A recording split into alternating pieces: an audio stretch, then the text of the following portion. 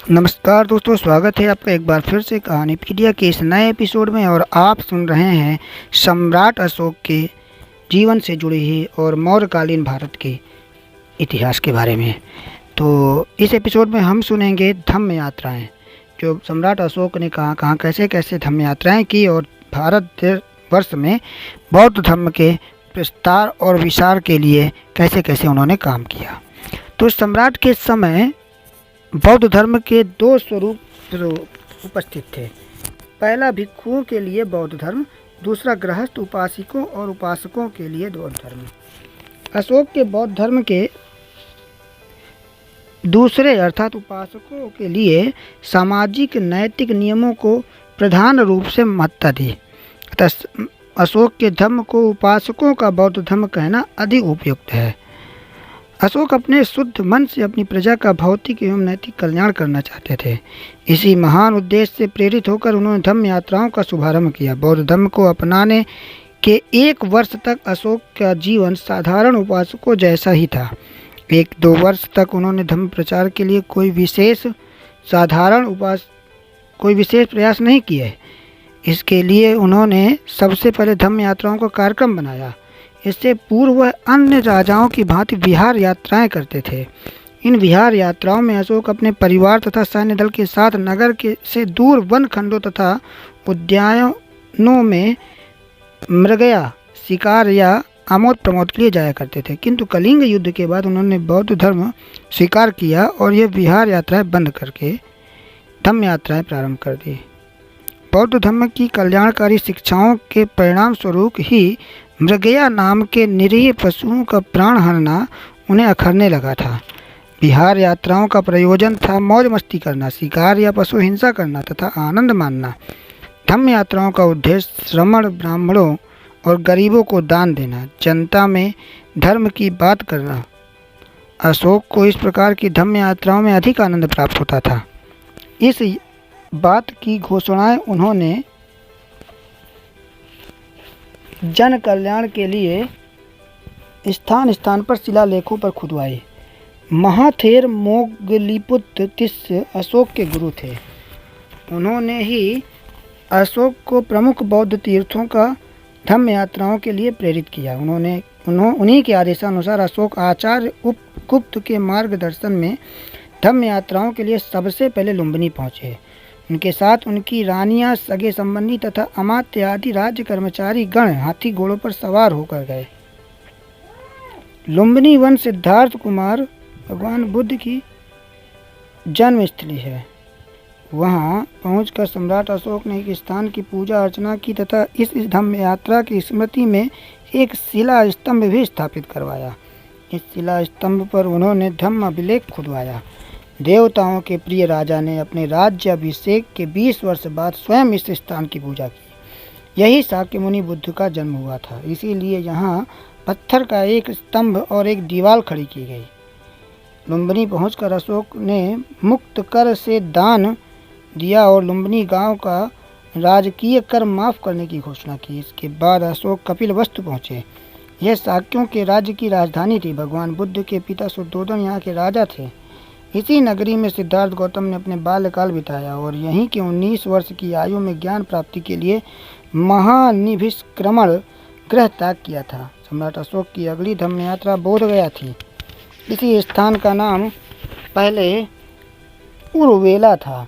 यहीं एक पवित्र पीपल वृक्ष के नीचे बोधिसत्व सिद्धार्थ ने मार को पराजित करते हुए ज्ञान प्राप्त किया और वे सम्यक संबुद्ध बन गए थे। अशोक ने सपरिवार पवित्र पीपल वृक्ष महाबोधि वृक्ष की पूजा की। बाद में उसकी राजाज्ञा से यहाँ एक भव्य बुद्ध विहार का निर्माण कराया गया। अशोक द्वारा निर्मित महाबोधि महाविहार आज भी देखा जा सकता है। इस महाविहार और पावन बोधि वृक्ष को कई बार बुरे दिन देखने पड़े। धम्म विरोधियों द्वारा इसे सैनिकों द्वारा नष्ट किया गया। वर्तमान महाबोधि महाविहार सम्राट अशोक द्वारा निर्मित महाविहार की नींव पर बना हुआ है। इस 170 फुट ऊंचे 2 मंजिले महाविहार की पहली मंजिल में गर्भगृह में भूमि स्पर्श मुद्रा पर भगवान बुद्ध की एक अत्यंत भव्य बड़ी मूर्ति स्थापित की गई। महाविहार की ऊपरी मंजिल में महाकरुणिक बोधिसत्व की खड़ी प्रतिमा स्थापित है। बोध गया की धम्म यात्रा श्रद्धापूर्वक संपन्न करने के पश्चात अशोक सारनाथ बनारस के निकट पहुँचे। वहाँ उन्होंने वाराणसी से 6 मील की दूरी पर स्थित भगवान बुद्ध के समय इसे ऋषि पत्तन कहते थे। बुद्धत्व प्राप्ति के बाद भगवान बुद्ध बोध गया से यहाँ आषाढ़ पूर्णिमा के दिन आए और यहाँ मृगदाव में एक वट वृक्ष के नीचे बैठकर सर्वप्रथम 5 भिक्षुओं को धर्मोपदेश दिया था। बाद में यहीं से ही उन्होंने 60 धर्मदूतों को उपदेश देकर बहुत लोगों के हित सुख के लिए धर्मचारिकाएं करने के लिए भेजा था, ताकि सभी दिशाओं में उनकी कल्याणकारी धम्मवाणी अनेकों का कल्याण करती हुई चिरकाल तक गूंजती रहे। इसीलिए यह स्थान आज बौद्ध धर्म के इतिहास में सबसे महत्वपूर्ण है। सम्राट अशोक ने सारनाथ में धर्म यात्रा के बाद यहाँ अनेक बहुत अभूतपूर्व कार्य किए। यहाँ कई स्तंभों का निर्माण करवाया। भगवान बुद्ध ने जहाँ अपने पुराने 5 साथियों से भेंट की थी, उस स्तूप को आज चौखंडी स्तूप के नाम से जाना जाता है। यह स्तूप सारनाथ मुख्य से आधा मील पहले पड़ता है। अशोक में दूसरा स्तूप भगवान बुद्ध के सम्मान में बनवाया, जो शताब्दियों तक धम्माराजिक स्तूप के नाम से प्रसिद्ध रहा। कालांतर में अज्ञानतावश उसे तोड़ डाला गया और उसकी ईंटों को ले जाकर लोगों ने मकान बनवा लिए। आज उसकी केवल नींव भर शेष बची है। स्तूप के प्राप्त भगवान बुद्ध की पावन अस्थियों को अन्यायजन्य लोगों ने गंगा में बहा दिया। सम्राट अशोक द्वारा निर्मित कराया गया तीसरा स्तूप धम्मेक्षु स्तूप है। यह उस स्थान पर बना जहां भगवान बुद्ध ने धर्मचक्र प्रवर्तन किया था। आज भी यह 104 फीट ऊंचा विशाल स्तूप यहाँ देखा जा सकता है। वास्तव में यही स्तूप सबसे अच्छी दशा में प्राप्त हुआ। प्राचीन काल में इसे धर्मचक्र स्तूप के नाम से जाना जाता था। सम्राट अशोक का ऋषि पत्तन सारनाथ में सबसे महान कार्य एक विशाल शिला स्तंभ स्थापित करना था। यह मूल रूप से 50 फीट ऊंचा है। यह अब केवल 7-8 फुट टूटा हुआ भाग जमीन पर गड़ा हुआ है। अन्य टुकड़े इसके पास ही पड़े हैं। यही वह स्तंभ है जिसके ऊपर 4 सिंह पीठ से पीठ मिलाकर खड़े हैं। यह अनुपम कलापूर्ण सिंह प्रतिमाएं आज भी सजीव मालूम होती हैं। सिंह शीर्षों के सबसे ऊपर एक बड़ा धर्मचक्र स्थापित था, जिसमें 32 आरे बने हुए थे। इस 32 आरे यानी धर्मचक्र का एक खंडित भाग आज भी सारनाथ संग्रहालय में सुरक्षित रखा हुआ है। इस स्तंभ को सिंहों वाला शीर्ष भाग आज भी सारनाथ के संग्रहालय में रखा हुआ है। यही आज हमारे देश का राज चिन्ह भी है। 4 सिंह शीर्षों के नीचे बने 24 आरे धर्मचक्र को हमारे देश के संविधान निर्माता ने राष्ट्रीय ध्वज के मध्य स्थान दिया हुआ है। सम्राट अशोक की धम्म यात्रा का चौथा प्रमुख पड़ाव कुशीनगर था। भगवान बुद्ध का 80 वर्ष की आयु में यहाँ महापरिनिर्वाण हुआ। सम्राट अशोक ने यहाँ के परिनिर्वाण स्तूप की पूजा की और यहाँ अनेक महत्व के स्मारक बनवाए। भगवान बुद्ध के जीवन के ये 4 स्थल सबसे अधिक पावन माने जाते हैं। स्वयं भगवान बुद्ध ने अपने महापरिनिर्वाण के समय अपने प्रिय शिष्य आनंद से इन 4 स्थलों की धर्म यात्रा करने की घोषणा की थी। लुम्बिनी जहाँ उनका जन्म हुआ, बोधगया जहाँ 35 वर्ष की आयु उन्होंने संबोधि ज्ञान प्राप्त की, ऋषि पत्तन सारनाथ जहाँ उन्होंने धम्मचक्र प्रवर्तन किया और इसके बाद 45 वर्ष तक एक स्थान से दूसरे स्थान चारिका करते हुए 80 वर्ष की आयु में कुशीनगर में उनका महापरिनिर्वाण देह त्याग हुआ। इसके अतिरिक्त सम्राट अशोक ने श्रावस्ती, संकिसा, राजगृह, नालंदा, वैशाली में भी अनेक बार यात्राएं करके विशाल बुद्ध विहारों एवं संघारामों का निर्माण करवाया है। अशोककालीन इमारतों के अनेक खंडहर आज भी विद्यमान हैं। उत्खनन द्वारा आज तक भी प्रकट हो रहे हैं। धम्म यात्राओं का सम्राट अशोक के जीवन पर गहरा प्रभाव पड़ा। इस प्रकार वह चंडाशोक से धर्माशोक बनकर अपनी राजधानी पाटलिपुत्र लौटा। इन धम्म यात्राओं के बाद सम्राट अशोक ने बुद्ध धम्म और संघ को अपने जीवन में पूरी तरह से उतारने का प्रयास किया। अपने प्रारंभिक जीवन में अत्यंत निर्दयी और निष्ठुर रहे, किंतु उनके जीवन के अभूतपूर्व बदलाव आ चुका था। अब वे जहाँ कहीं भी भिक्षु संघ के साथ भिक्षुओं को देखते, उनका मस्तक असीम श्रद्धा और सत्कार के साथ झुक जाता। बुद्ध शासन की अनेक परंपराएं होती थी। जहाँ समता का साम्राज्य था, बुद्ध धर्म तो समुद्र के समान है। वहाँ सभी नदी नालों का जल आकर अपना प्राचीन नाम रूप त्याग कर एक समान बन जाता है। यहाँ किसी भी प्रकार का भेदभाव शेष नहीं रह जाता। समाज में चाहे कोई व्यक्ति ब्राह्मण हो या चंडाल, चाहे सेठ हो या साहूकार, चाहे राजा हो या भिखारी, चाहे सिपाही हो या सेनापति, जब वह बुद्ध शासन भिक्षु संघ में दीक्षित होकर तथागत के मार्ग का अनुगामी बन जाता है, तो वह अपनी जाति और अपनी प्रतिष्ठा का सब कुछ त्याग देता है। यहाँ आकर सभी समान हो जाते हैं।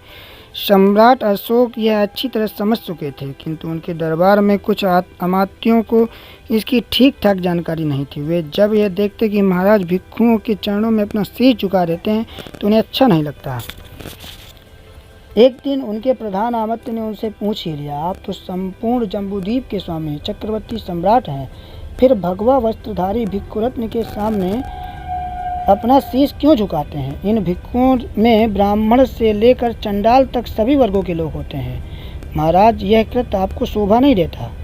महाराज अशोक उनके विचारों को जानकर अपने मन में बहुत दुखी हुए, किंतु इसका उत्तर देने के लिए उन्होंने उचित समय की प्रतीक्षा की। एक दिन जब सभी अमात्य दरबार पर बैठे, उन्होंने आज्ञा दी, कुछ जानवरों के सिर और एक मनुष्य का सिर भी शीघ्र लेकर आओ। महाराज की विचित्र आज्ञा सुनकर सभी को बहुत आश्चर्य हुआ, किंतु राजाज्ञा का पालन करना तो था ही। अमात्यों ने भेड़, बकरी, हिरन सभी जानवरों के सिर साथ एक मनुष्य का सिर की व्यवस्था कर दी। महाराज के अमात्यों ने कहा, जाओ इन्हें मंडी में बेचाओ।